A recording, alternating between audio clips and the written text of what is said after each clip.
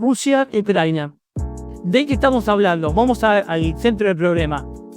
Después de la Guerra Fría, en la alianza militar, OTAN, la Organización para el Tratado del Atlántico Norte, que era la unión militar de Europa Occidental con los Estados Unidos, avanzó hacia el este. Fue incorporando países excomunistas, como Polonia, Eslovaquia, República Checa. Y después, por supuesto, todos los países adhirieron voluntariamente a integrar la OTAN. Pero ¿qué sucede? Si bien la OTAN avanzó hacia el este, Rusia lo permitió, no se quejó, pero en respecto a Ucrania, sí hay algo en particular. Ucrania, por los lazos históricos, Rusia considera a Ucrania como parte de su área de influencia. Área de influencia, es decir, ¿qué significa esto? ¿Que Rusia controla Ucrania? No, pero la considera Ucrania como parte de un país cercano, amigo, donde puede hacer negocios. Entonces, ¿qué ocurrió? A fines del 2013, la Unión Europea, ¿sí? La Unión Económica, una Unión Económica en principio se llamó Comunidad Económica Europea, luego se transformó en Unión Europea, una entidad política, también fue avanzando hacia el este, incorporando países excomunistas. OTAN y Unión Europea fueron abarcando la mayor parte de Europa. En diciembre del 2013, el presidente de Ucrania, Yanukovych, le dice a una invitación de la Unión Europea que Ucrania participe de la entidad. Yanukovych dice no quiero participar de la Unión Europea. ¿Qué provocó? ¿Cuál fue la consecuencia inmediata? En Kiev, la capital ucraniana, se produce un movimiento popular llamado Euromaidán.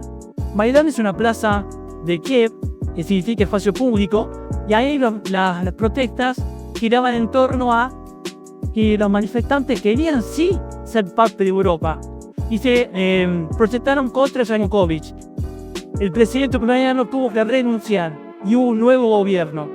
El nuevo gobierno, Yanukovych afuera, ese nuevo gobierno le dice sí a la participación de Ucrania en la Unión Europea.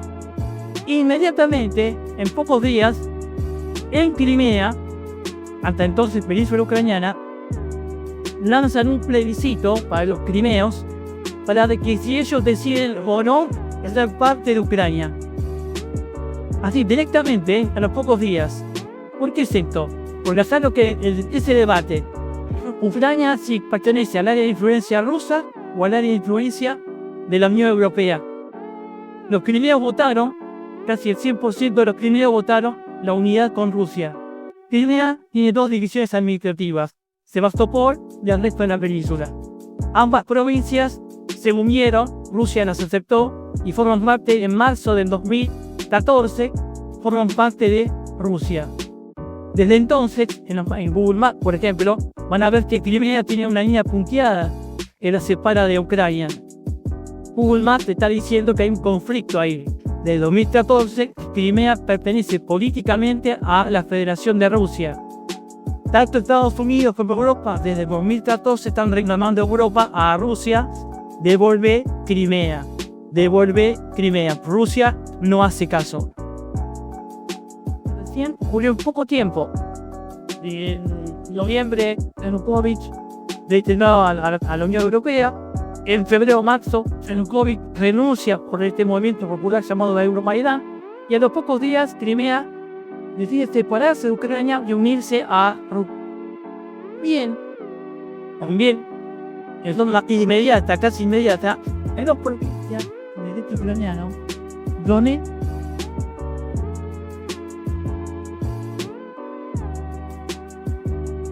las provincias. ¿Grandezas qué significa? Que deciden por qué se formaron. Recombatir a Kiev. Estas provincias no quieren ser parte de esta unión con Europa. Lo que vemos en Ucrania es una división tajante, ¿no? Parte de Ucrania quiere ser pro-occidental y parte de Ucrania es pro-Rusia, pro-rusa. ¿Por qué es pro-rusa? Y lo une a Rusia. Bien, en principio es lo fundamental. El idioma ruso. Acá en la zona este de Ucrania hay población rusófona. Hablan ruso. ¿En qué se debe esto? Rusia, cuando era la Unión Soviética y tenía todas las repúblicas, la Unión de Repúblicas Socialistas Soviéticas, de la Estonia hasta Uzbekistán, en Asia Central, Rusia llevó población rusa a todas las repúblicas. A este proceso se lo llamó rusificación. Llevar población rusa a todos los países de su control significa que de alguna manera esta población rusa iba a tener hijos, nietos, y podían reivindicar esos territorios para Moscú. Esto es lo que ocurrió esto precisamente lo que ocurre en Ucrania. Crimea, Khrushchev le dio Crimea a Ucrania, y ahora como Ucrania decide unirse a Europa, Rusia reclama esta península y se la apodera. Y acá en Lugansk y Donetsk también hay resistencia, se forman guerrillas, hasta el punto que en ambas provincias se declaran repúblicas populares de Donetsk y República Popular de Lugansk, centrales independientes, ambas provincias. Nadie en el mundo reconoce la independencia de estas provincias. Nadie. Siempre para existir, el mundo necesita que el otro las reconozca. Nadie existe per se.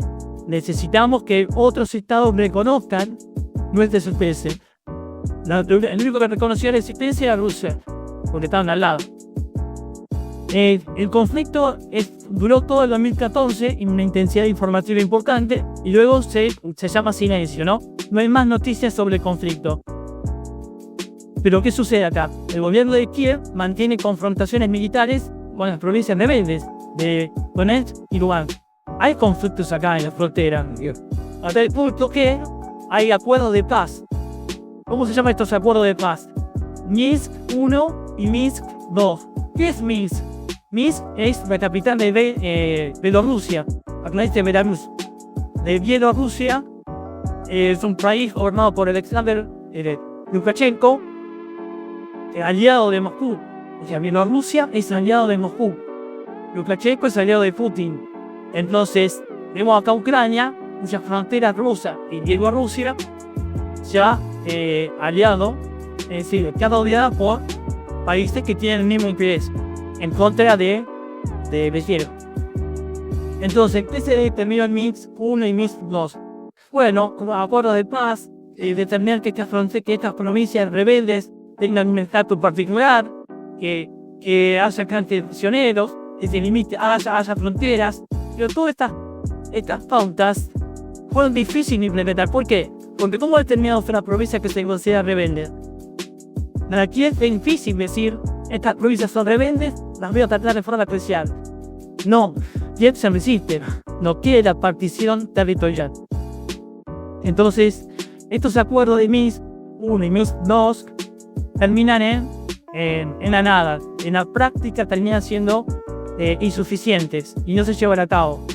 Como dato fuera de este conflicto, en un avión de Malaysia Airlines, el avión la compañía que perdió un avión en el sudeste asiático, había un avión de esta compañía por Europa y fue derribado en Ucrania.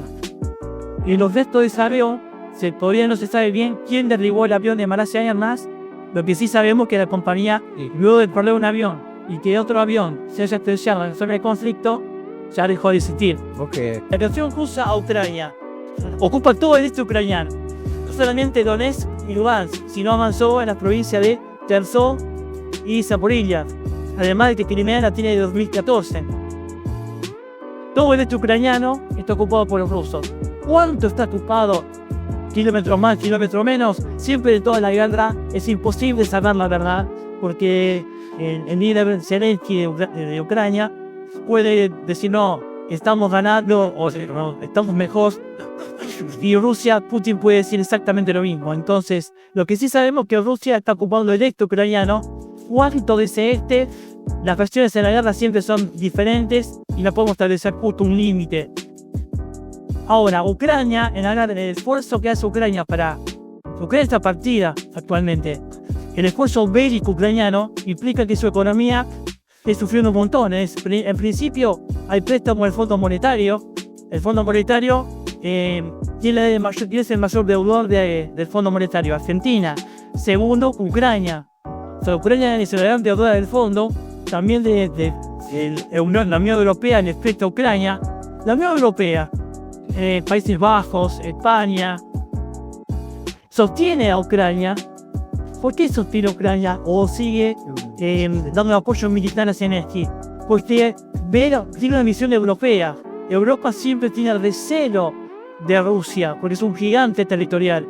Aunque no queda cerquita de Europa, pero sí, Moscú queda lejos. Si uno va de cualquier capital, Varsovia, Moscú es lejos, lejísimo, pero siempre está el temor europeo al avance ruso, al avance del oso, entre comillas, ruso.